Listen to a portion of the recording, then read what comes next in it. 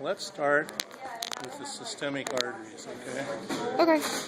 So, ascending aorta, arch of the aorta.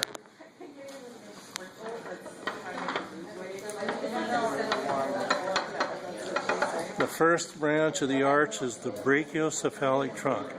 Brachio for arm and cephalic for head. So the brachiocephalic gives off the right common carotid artery and the right subclavian artery. The left common carotid comes directly off the arch and splits into an internal carotid that goes to the brain and an external carotid that goes to the muscle and stuff outside the skull. The next branch is the left subclavian artery. In the armpit, it becomes the axillary artery. In the arm, the brachial artery. And then in this case, remember your left and right, this would be the left radial artery and the left ulnar artery. We continue down.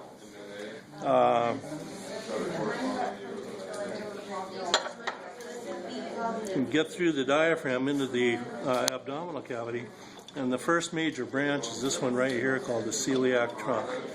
That's a short little artery that has three branches: the splenic artery to the spleen, the left gastric artery that goes into the lesser curvature of the stomach, and the common hepatic artery.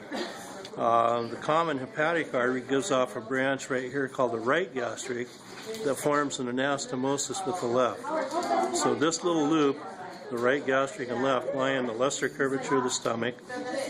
Then beyond that branch, it's called the proper hepatic because now it's going only to the liver. We go down from that point. The next one we encounter is the superior mesenteric artery, upper intestines. Then we have the left and right renal arteries to the kidneys. And the gonadal arteries are not on here, so we have to put a torso for those. The inferior mesenteric artery is the last branch on the descending aorta. Then it splits into the left and right common iliac arteries. So here we have the right external iliac and the right internal iliac. Here's the, that's the left common iliac, the left internal and the left external iliac arteries. We get into the thigh, and it's the femoral artery. We get down around the knee here just before we split, and it's the popliteal artery. Then we have the anterior tibial artery and the posterior tibial artery, and the posterior tibial gives off a lateral branch called the fibular artery. That's the arteries. Okay, veins. What we're going to do is take a trip back. So we'll start down here. So first thing we'll know is we have all the same veins, symmetrical as we do arteries over here, plus a few, because what we have to do is lower our resistance to flow back to the heart. So I've got my anterior tibial artery, my anterior tibial vein. And this one would be the right one, of course. So your right and left, you have to remember. So right anterior tibial vein, right posterior tibial vein, and this is actually the right fibular vein, which the model came this way with it cut off. So the popliteal would be right in here, just above this splitting of the posterior and anterior tibial veins. Popliteal in here, right popliteal. The small saphenous comes up, above the popliteal, and the great saphenous comes all the way up here to the upper part of the femoral vein. So then we have the right femoral all the way up in here, and then we enter the pelvic cavity, and now we have the external iliac vein, right external iliac vein, and the right internal iliac vein, the right and left common iliac veins. Then we make our way up, and we have, the gonadals aren't really shown on here. So go all the way up, this one that's way down here is the inferior mesenteric vein. Up here is the superior mesenteric vein, and then the splenic vein.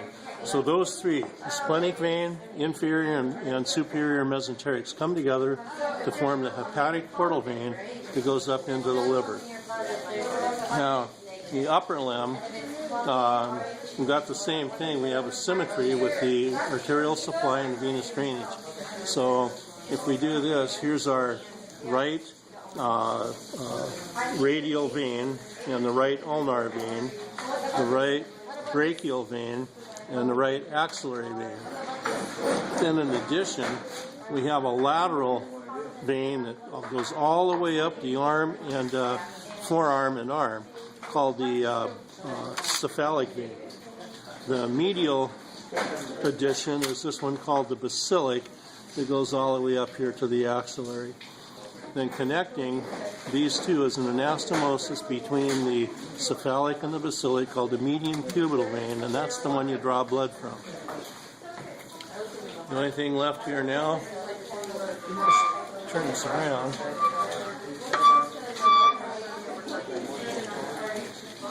We've got the venous drainage. Here's the internal jugular vein. This would be the right one and the left one here.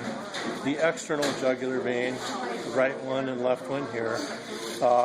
They're draining into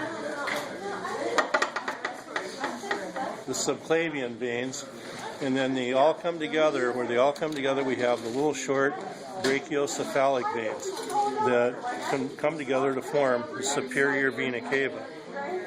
The only thing left is a couple of oddball veins that drain the posterior body wall, called the azygos vein on the right, goes directly into the superior vena cava, and the hemiazygos that comes up the left side and crosses over and empties into the azygos.